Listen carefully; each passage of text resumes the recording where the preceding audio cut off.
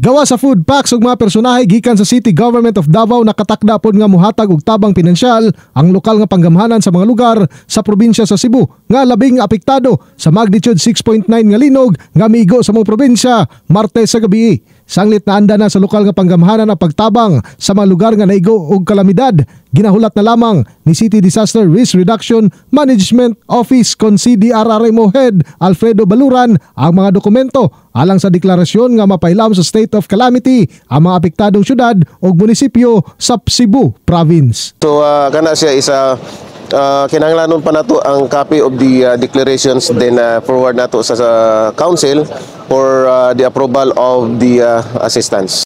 Samtang adlaw nga Biyernes gilauman nga moabot ang hinabang gikan sa LGU Davao City diha sa Cebu. Samtang Huwebes sa udto miabot na ang ipadala sa LGU Davao City nga medical personnel sa Cebu Province. In the heart of changing lives, ako si Brigada Julius Pacot alang sa 93.1 Brigada News FM Davao, the Music and News Authority.